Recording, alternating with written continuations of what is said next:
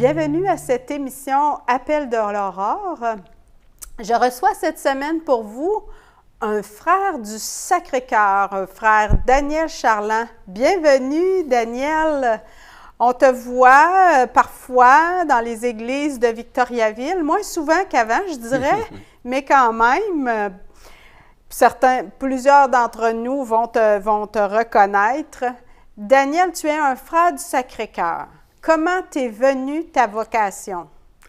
Bon, ben, ça a commencé simplement. J'étais au collège Arthabasca, qui a été pour moi une planche de salut, parce qu'à l'école, au primaire, je n'avais pas d'amis.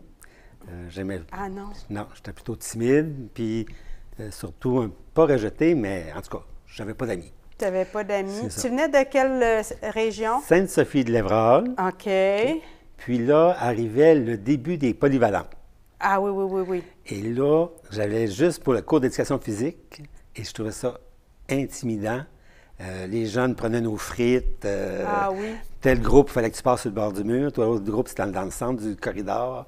Tu sais, il y avait déjà à cette époque-là beaucoup Mais c'était peut-être des clans, des villages avec oui, chacun. Oui, là. Oui, oui. C'était le début, là. C'était vraiment le début. Puis vous, alors, à Sainte-Sophie, naturellement, vous alliez où? À la police? Saint-Pierre-les-Béquets. Ah bon, quel transport! C'était tout un trajet. Mais moi, c'était juste pour l'éducation physique, là, au départ.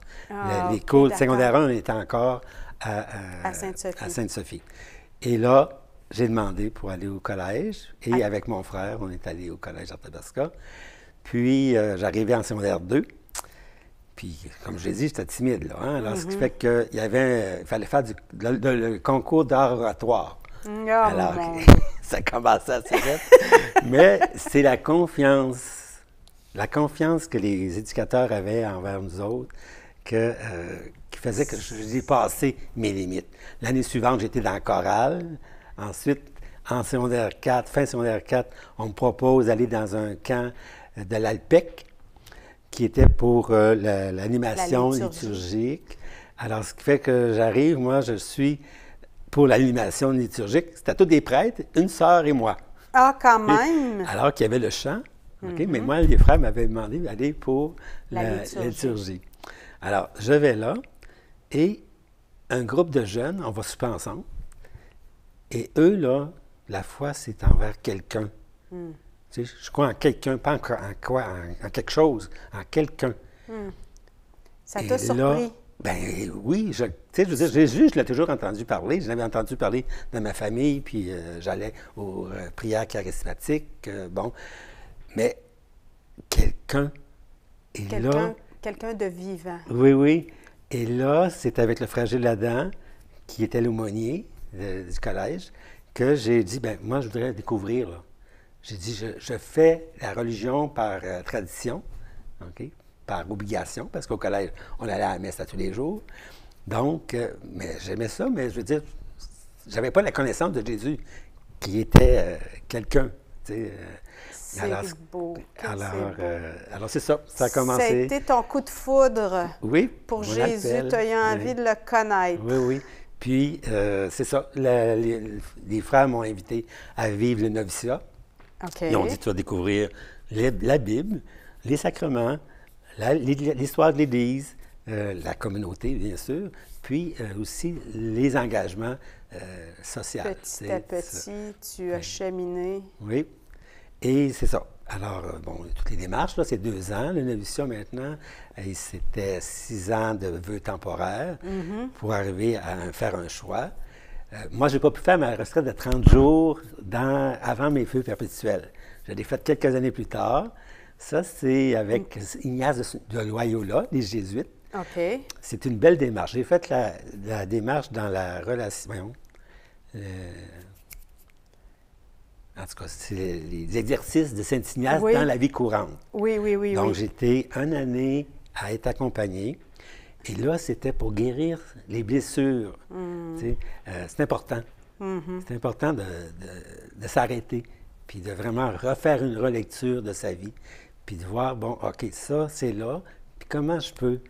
tu sais, il y a des jeunes qui m'avaient vraiment mis à part, là. Tu sais, bien, pardonner ces gens-là, mais me pardonner aussi à moi-même. Ça a été une très belle expérience. Et là, j'ai vécu ma retraite de 30 jours, choisi Jésus-Christ. OK? Par la suite, tu étais déjà engagé avec les déjà frères. Engagé, mais il manquait ce bout-là. Ça a été comme pour toi une grâce de pouvoir creuser puis approfondir. Et c'est pas fini là.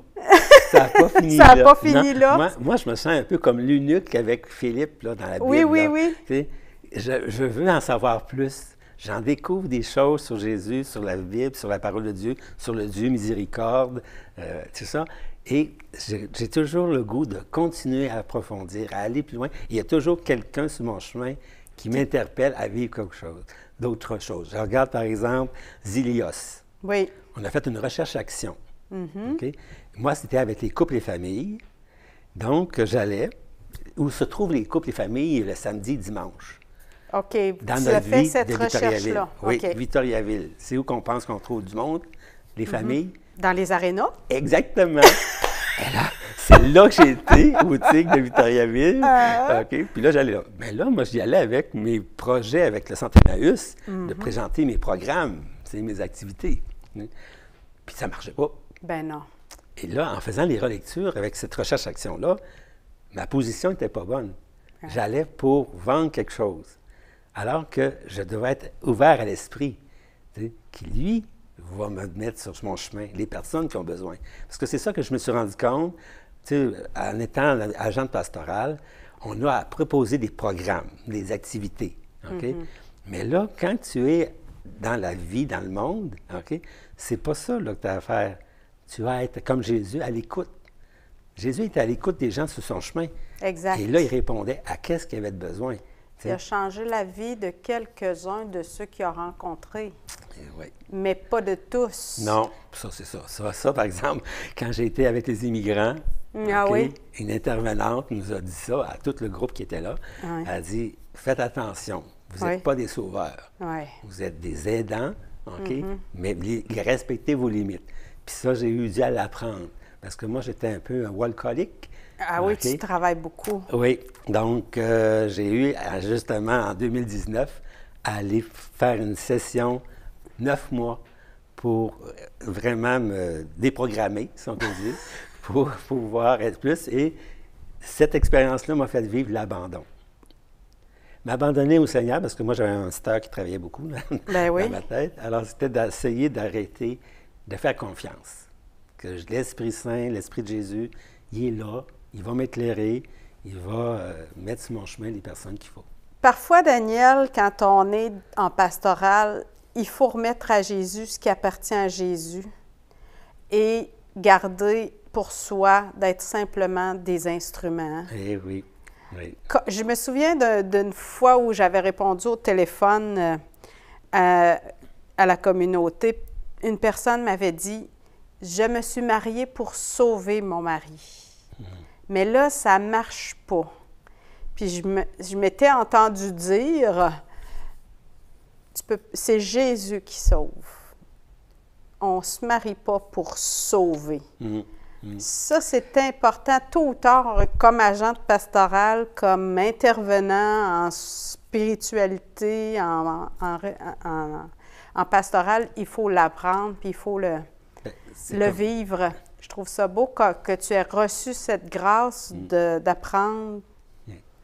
Puis il y a quelques semaines, on avait le Carrefour intervocationnel qui a fait venir un invité, un psychologue, puis qui nous disait justement le stress ou la maladie mentale avec la vocation.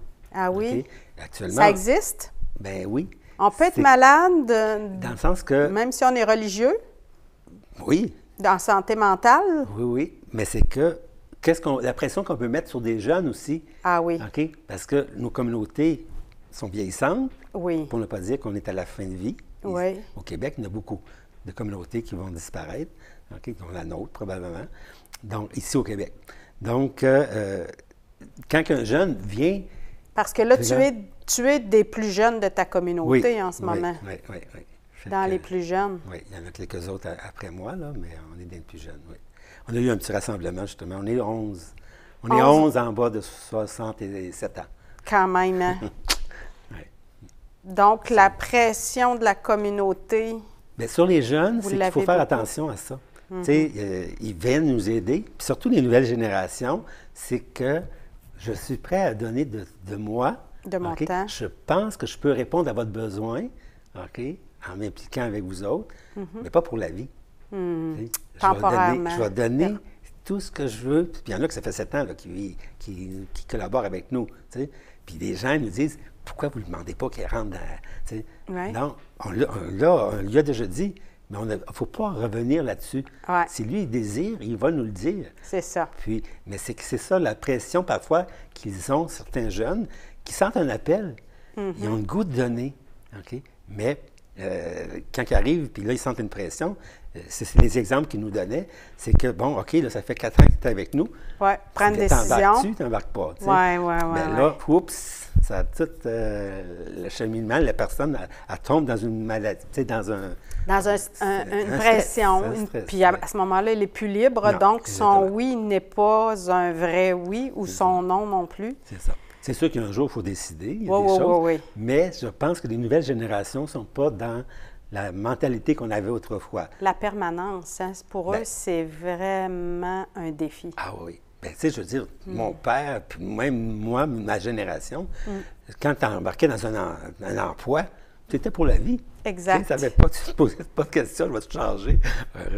Tu sais, ça peut changer, mais c'était pas notre vision d'abord. C'est-à-dire, je suis là, je suis bien, je vais étudier pour ça, puis je vais être heureux là-dedans. Tu sais, Mais c'est pas fait une fois pour toutes non plus, frère Daniel, hein? Non. Non. Moi, tu as dans dit oui, petit à petit, toi, dans ton appel, dans ta vocation, puis tu as été appelé à changer d'endroit, à changer de mission. Par exemple, vous étiez tu étais au centre Emmaüs au début? Bien, ça, c'est avec la fermeture du collège. Avec la fermeture du collège. Ça a été un deuil pour moi. Ah oui. Parce qu'on commençait vraiment une pastorale là, avec les jeunes là, qui étaient intéressantes. On avait des leaders, des jeunes leaders qui étaient vraiment des montées pascales. Là. C'était impressionnant. C'était des événements. Puis c'est ça, on a quand même gardé ça, parce que pour nous, le pape Jean-Paul II disait l'évangélisation des jeunes par les jeunes, ça, c'est notre devise, nous autres aussi. C'est vraiment là. Ça ressemble beaucoup à ce que vous avez toujours fait. C'est ça. Donc, alors, le Centre Emmaüs a été une réponse. Là, il vient de fermer en septembre. Donc, c'était une réponse pour les jeunes. Les ados et les jeunes adultes, de croissance humaine et spirituelle. Ça a été des très beaux moments. J'ai été, après ça, appelé à aller à Gatineau pour la mission jeunesse, qui, eux autres, il y en a que ça faisait 10 ans, qui attendaient une ressource pour pouvoir se nourrir, pour des jeunes qui voulaient vivre leur foi, parce qu'eux, à Gatineau, ils font la confirmation à partir de 16 ans. Ah bon? Et ils leur disent, bien, impliquez-vous. Oui. Apprenez à connaître les communautés, à fréquenter. Mais il y avait, tu sais, je veux dire, les Eucharisties, là, nos célébrations eucharistiques, mais il n'y a pas beaucoup de jeunes, là. Alors, parfois, elles ne sont pas nourrissantes. C'est ça. Bien, je veux dire, c'est que tu n'as pas une communauté d'appartenance, tu sais. Alors, ce qui fait qu'on faisait des petits noyaux. Et moi, j'ai comme eu un ange gardien, dans le sens qu'elle s'appelait Gabriella. Ah oui? OK, qui, elle, est venue. Elle avait été au centre Benoît-Lacroix. OK. Puis là, elle arrive à Gatineau, puis elle dit, bien, j'aimerais ça, mais ils sont où les autres jeunes? Ouais. J'ai dit, je commence, moi. Je connais personne à Gatineau, fait que j'ai besoin de toi. OK. Elle est arrivée avec des amis, on a fait un groupe de biblique, un groupe foi concrète, des messes... Foi concrète, c'est quoi? C'était de donner des mains à son service, de servir la communauté? Pas tout à fait tout ça. Non. Bien, on l'a fait, on faisait une fois de temps en temps, la guignolée, tout ça, mais c'était plus une foi concrète de vivre un passage public, d'échanger, puis de dire comment on va le vivre dans notre milieu, dans ma vie, comment je vais le vivre. Okay? Donc ça, c'est un groupe qui a duré, même quand je suis parti, ils ont continué quelques années après. Il y avait la prière Thésée aussi, les soirées Thésée. Donc on est allé à Thésée avec un groupe. C'est vrai? Oui. Quand même, ça, c'est un beau pèlerinage. Oui, puis c'était avec les sœurs de Sainte-Marie de Namur, à Ottawa, qui, avec eux, on a jumelé ensemble, puis on est allé vivre ça. Mais c'est des expériences là, marquantes. Puis les jeunes ont resté, on est allé au JMJ, au Panama, avec un autre groupe de jeunes. Donc, c'est des expériences là, nourrissantes. Oui. Frère Daniel, tu m'as parlé de 2 fermetures que tu as vécues. La fermeture du collège, maintenant la fermeture du centre Emmaüs. As-tu l'impression d'être en train de fermer, d'avoir des deuils déchirants? Comment tu vis ces fermetures-là comme frère? Tu as mis du cœur, tu avais la foi en ces projets-là, puis là, tu vois que ça ne sera pas comme ça que ça va continuer. Bien, c'est ça. C'est difficile, oui. C'est difficile. C'est des deuils, hein? Oui, des deuils, puis il faut prendre le temps. Mais c'est surtout de voir où sont rendus les gens. Toutes ces personnes-là qu'on a côtoyées autant au collège qu'au centre Emmaüs qu'à Gatineau, OK? Tous ces jeunes-là, que je reste en contact avec certains, pas avec toute la gang, mais avec un bon nombre, c'est de voir qu'ils continuent à cheminer. Qu'ils continuent à... Tu sais, on a parti un camp Sacré-Cœur suite au collège, aux anciens du collège, qui voulaient montrer, ou en tout cas enseigner ou vivre leur foi avec leurs enfants. Ah oui. Et c'est à partir de leur demande qu'on a fait ce camp-là.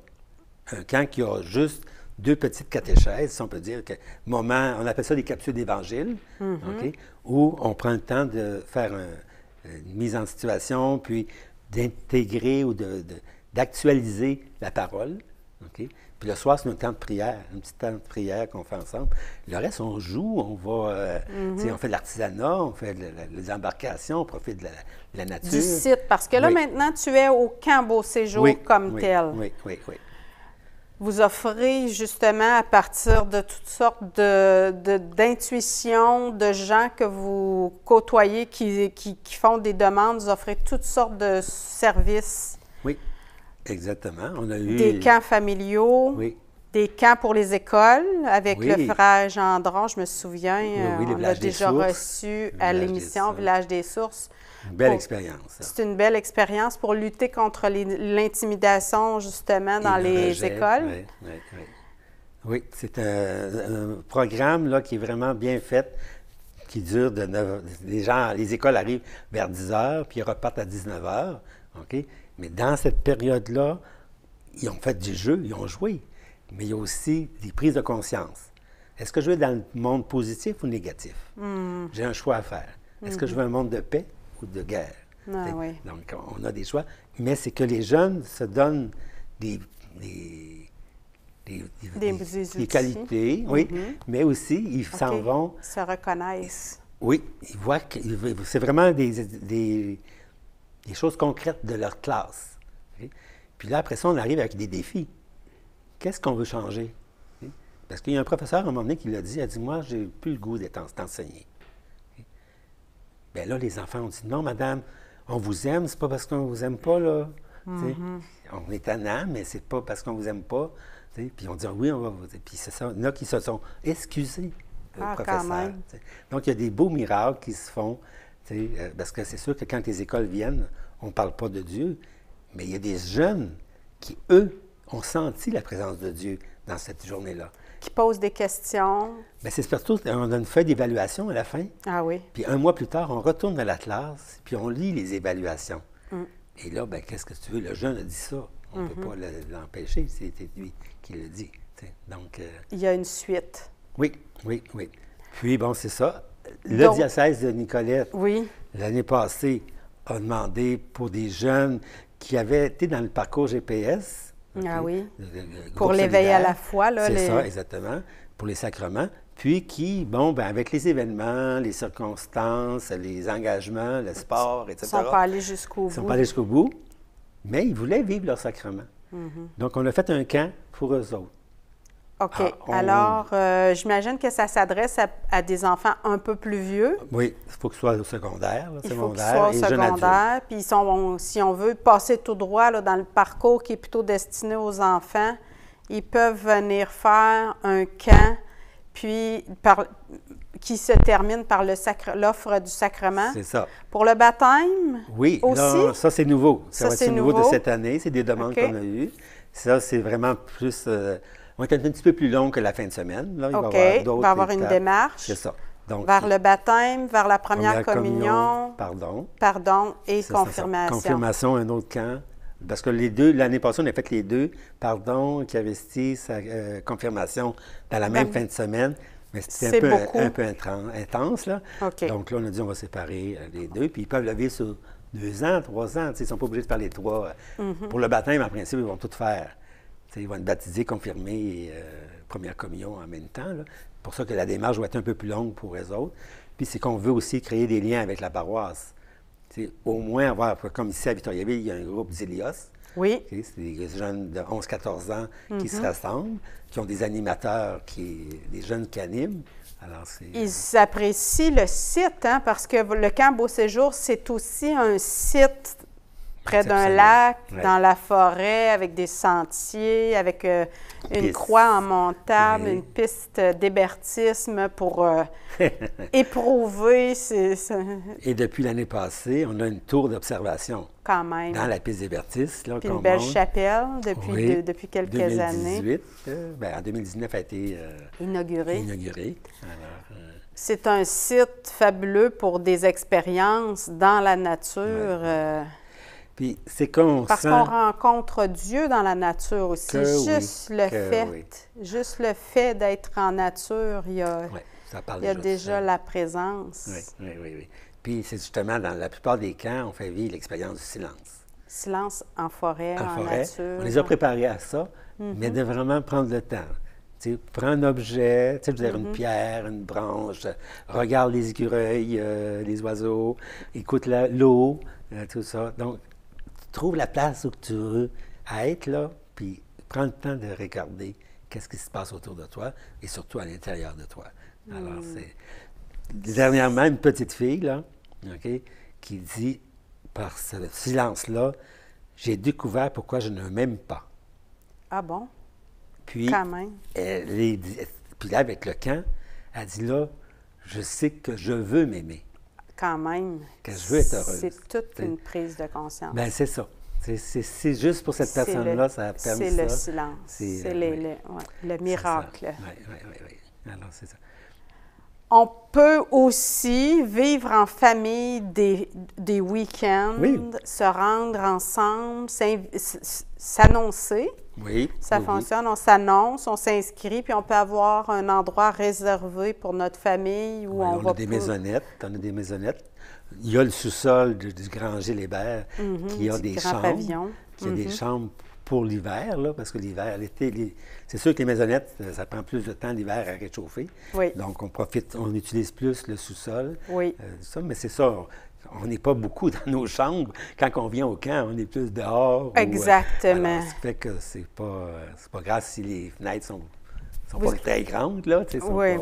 Mais c'est ça. Vous êtes ouvert à l'année, donc vous offrez aussi le service de repas sur réservation, pour que la cuisinière ou le cuisinier soit bien au fait du nombre de personnes à servir. Oui.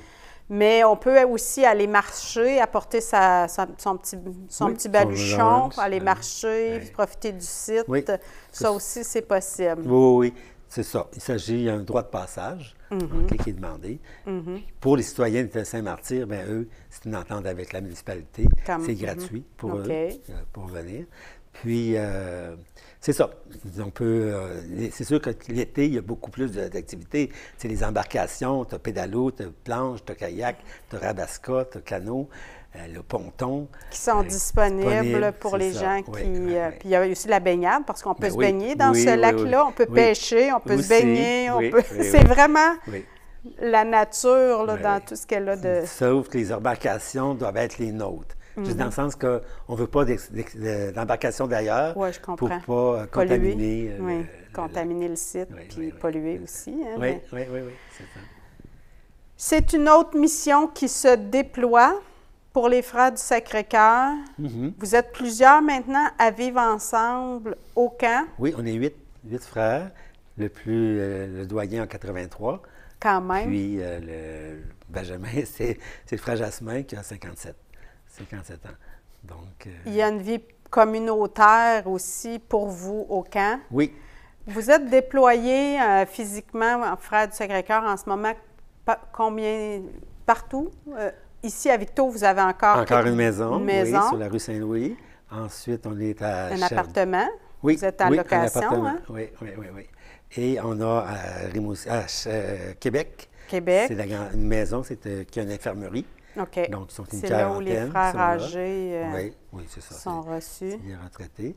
Ensuite, on a à Sherbrooke, c'est notre maison provinciale maintenant. Okay. C'était ici avant notre maison provinciale ou notre berceau. Oui. Okay? Puis là, c'est rendu Sherbrooke. Donc, il y a une petite maison et deux maisons à Sherbrooke, plus la maison des retraités avec une autre infirmerie. Donc, ils sont encore quarantaine qui sont là. On a des frères à Granby, 8 frères encore à Granby, et à peu près la même chose à Montréal, sur la rue Canterbury. Est-ce qu'il y a en ce moment des frères en préparation au noviciat ou au postulat? Non, ça fait plusieurs années que nous...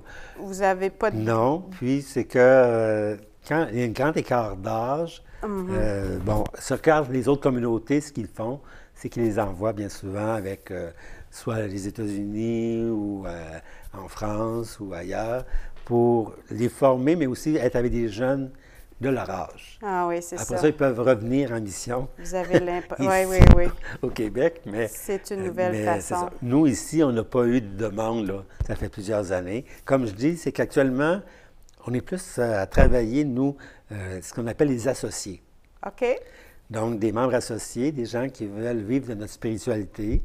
On se rassemble, là, la nouvelle formule, ça serait probablement 4 fois par année. Mais avant ça, c'était 1 fois par mois. Mais la réalité fait que c'est pas évident, c'était exigeant. Tout le monde était... Donc, 4 fois par année, ça serait plus raisonnable. Mais c'est qu'aussi, au camp Beau Séjour, entre autres, on a fait l'option d'avoir des collaborateurs à la mission. Donc, on a 2 familles qui viennent vivre avec nous. Qui vivent avec nous. C'est la voie de l'avenir, mélanger les charismes et les vocations. Frère Daniel, c'est déjà la fin. Je te remercie de ton passage à l'émission. À la semaine prochaine. Au revoir.